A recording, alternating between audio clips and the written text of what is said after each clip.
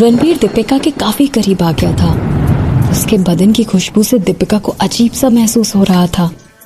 इससे पहले कि रणबीर कुछ और कहता, दीपिका कहती है, अब ठीक है, अब और ज्यादा पास मत आओ मेरे, मुझे तुम पर भरोसा है, तुम्हें लड़कों में कोई इंटरेस्ट नहीं है। इससे पहले कि रणबीर कुछ और कहता, दीपिका ने उसे रोकते हुए कहा कि तुम्हें नहीं लगता तुम मेरे कुछ ज्यादा ही करीब आ रहे हो, और ये बात मुझे अच्छी नहीं लगती है। हाँ, ये सुनकर रणबीर हंसने लगता है और कहता है ओके ठीक है, मैं तो बस तुम्हें समझाने की कोशिश कर रहा था कि मुझे लड़कियों में इंटरेस्ट है।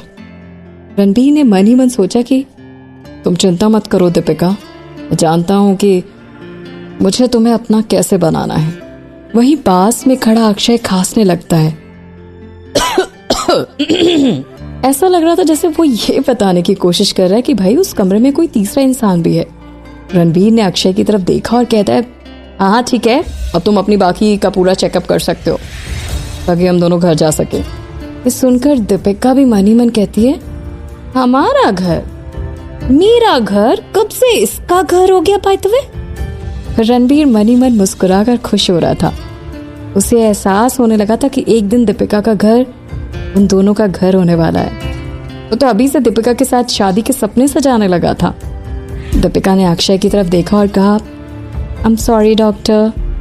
अक्षय ने जवाब दिया, अगर फ्यूचर में आपके पास कोई भी सवाल हो ना तो आप मुझसे सीधा सीधा पूछ सकते हैं। मैं ये बताना चाहता हूँ कि आपने जो भी अफवाहें सुनी है ना वो सरासर गलत है बाय द वे।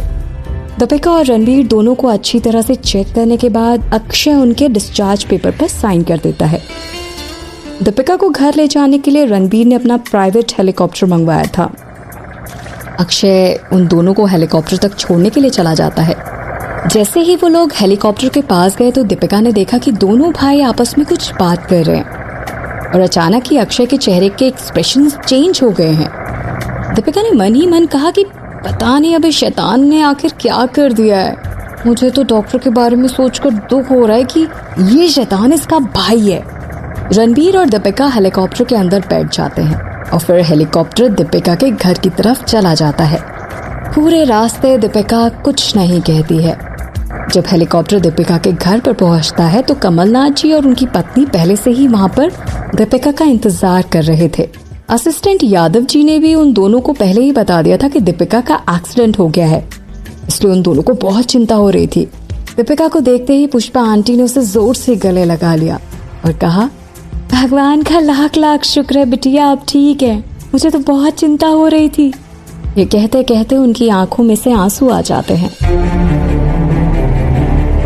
तभी कमलनाथ जी ने कहा, आप 3 दिन के अंदर कितनी पतली हो गई हो, क्या हुआ है? आपको हॉस्पिटल में खाना वाना नहीं मिल रहा था क्या बिटिया? दीपिका ने जवाब दिया, आप फिक्र करने की कोई बात नहीं है, अब मैं घर आ गई हूँ ना, और मुझे पूरा यकीन है कि आप दोनों मिलकर मुझे फिर से खिला पिलाकर मोटी बना देंगे।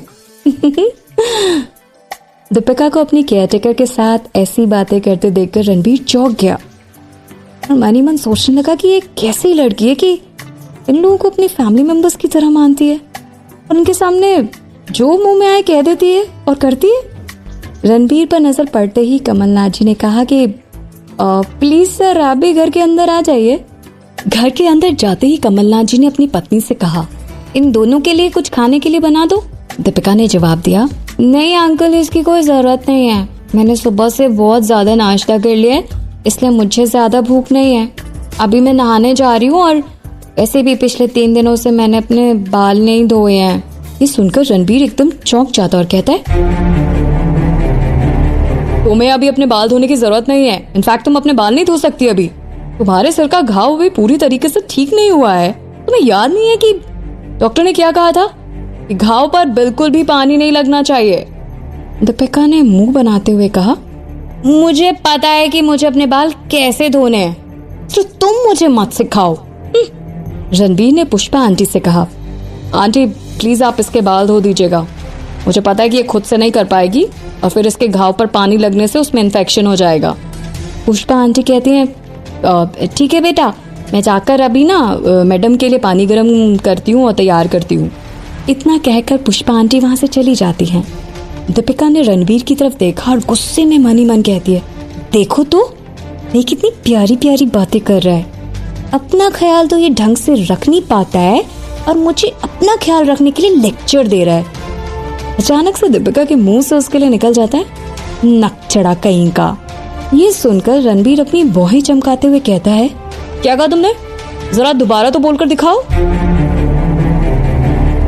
दीपिका वहीं पास में पड़े सोफे पर चढ़कर खड़ी हो गई ताकि रणबीर उसे आसानी से पकड़ ना पाए। उसने चढ़कर कहा, नक चढ़ा, नक चढ़ा, नक चढ़ा, नक चढ़ा, नक चढ़ा, नक चढ़ा।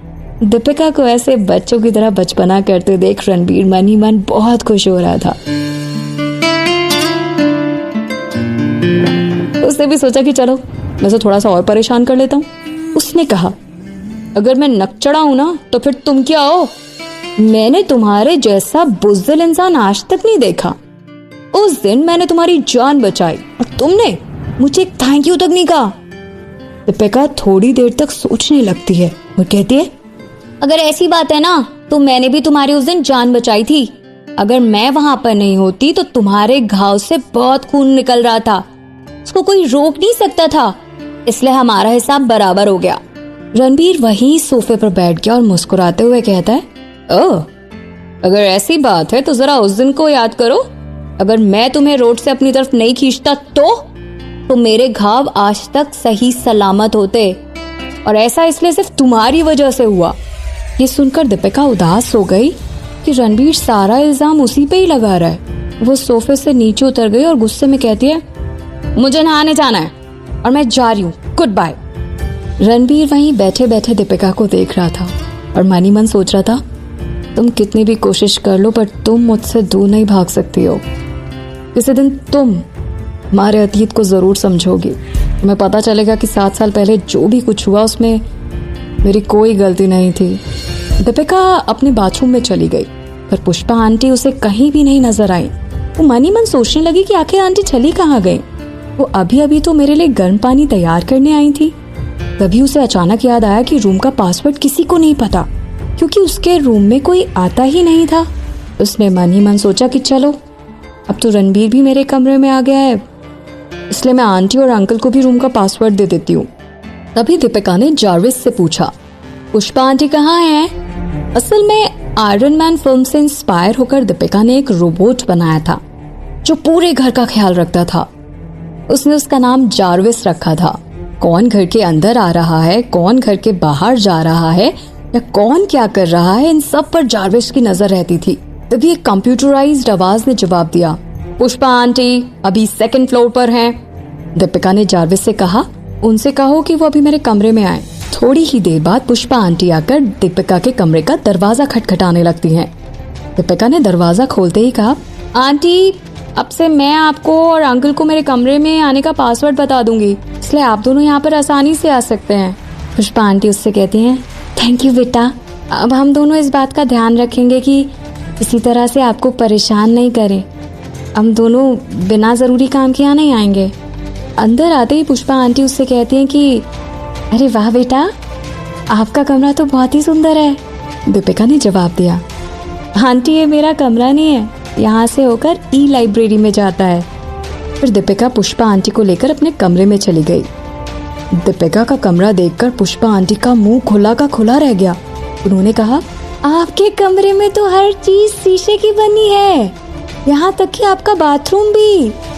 आपको अजीब नहीं लगता बिटिया? दीपिका ने जवाब दिया, मुझे क्यों अजीब लगेगा, मैं यहाँ पर अकेली रहती हूँ, इसलिए जो भी देख रही हूँ मैं अपना ही बॉडी देख रही हूँ ना, मतलब ऑब्वियसली आंटी बस मैं ही देख सकती हूँ खुद को।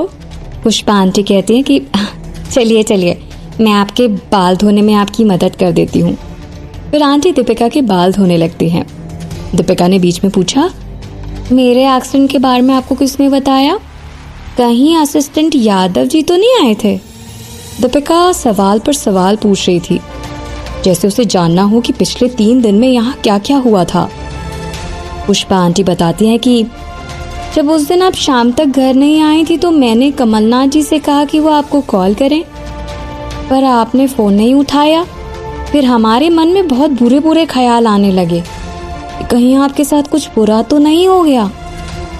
ये कहते कहते अचानक ही पुष्पा आंटी की आंखों से आंसू गिरने लगे। दीपिका ने उन्हें गले लगाते हुए कहा, अरे आंटी अब सब ठीक है, आप खुद ही देख लीजिए, मैं बिल्कुल सही सलामत आपके सामने खड़ी हूँ। रोइए मत आंटी। पुष्पा ने फिर कहा, उस रात को यादव जी यहाँ पर आए थे और हम लोगों को बताया कि आपका एक्सीडेंट हो गया है। जब उन्होंने बताया कि आप बिल्कुल ठीक हैं तब जाकर हमें थोड़ी राहत की सांस आई बिटिया। दीपिका ने मुस्कुराते हुए कहा, ये जरूर डॉक्टर अक्षय का आइडिया रहा होगा। अगली बार ना जब उनसे मैं मिलूंगी ना तो उन्हें थैंक यू जरूर बोलूंगी। पुष्पा आंटी ने दीपिका को रोकते हुए कहा, नहीं नहीं बेटिया, ये रणबीर सर का आइडिया था। ये सुनकर दीपिका चौंक गई और कहती है, क्या आप सच कह रहे हो आंटी? तड़पता है क्यों, धड़कता है क्यों, ये जाने न मैं न तू, कैसा ये दिल का कनेक्शन है तुझसे हुआ